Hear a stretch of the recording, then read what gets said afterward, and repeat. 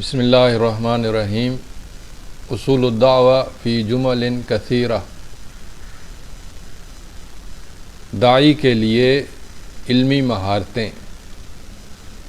المعاصرۃ و معرفۃ البیعۃ العامۃ من اسباب نجاح الدعوہ۔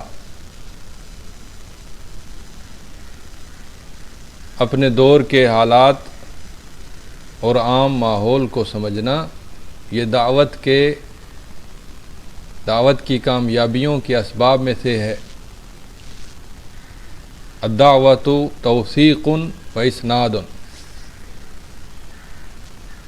دعوت کا مطلب یہ ہے کہ کسی بات کو مضبوط کیا جائے اور اس کی دلیل پیش کی جائے۔ بغیر دلیل یا بغیر توثیق دعوت درست نہیں۔ العمل قرین المعلومات۔ عمل علم کے بعد آتا ہے اور علم کا ساتھی ہوتا ہے۔ جب علم نہ ہو تو عمل نہیں ہوتا۔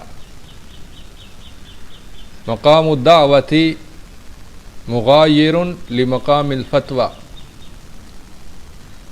دعوت کا موقع محل وہ فتوے کے موقع محل سے مختلف ہوتا ہے۔ قل ھذہ سبیلی ادعو الی اللہ علی بصیرۃ۔ کہہ دیجئے یہ میرا راستہ ہے، میں اللہ کی طرف بلاتا ہوں بصیرت کے ساتھ۔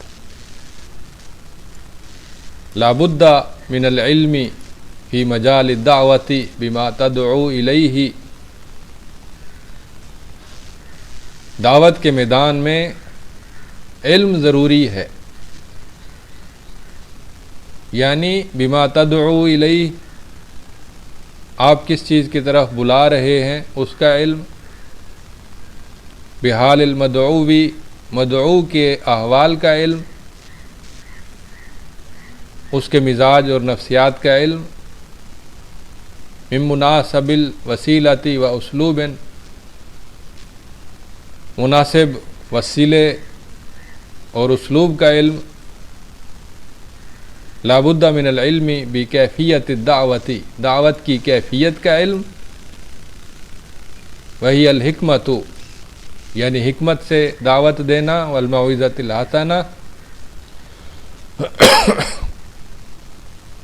اور اچھے واعظ و نصیحت کے ساتھ دعوت دینا، والجدال باللتی ہی احسن، اور اچھے طریقے سے اعتراضات کا جواب دینا۔ لا بد من العلم بمراتب الدعوت، دعوت کے مراتب کا علم بھی ضروری ہے کہ کون سی دعوت، کون سی بات پہلے پیش کرنی ہے، کون سی بعد میں۔ فالتوحید اولا، تو سب سے پہلے توحید ہوگی، اور توحید میں بھی سب سے پہلے ربوبیت، پھر الوہیت، پھر اسماء و صفات۔ لا بد من العلم بمراتب المدعوین، ضروری ہے کہ علم ہو مدعوین کے مراتب کا۔ العلم بمراتب المامورات والمنہیات، احکام اور نواہی، اوامر اور نواہی کے مراتب کا علم ہو۔ العلم بالمصالح والمفاسد، مصالح اور مفاسد کا علم ہو۔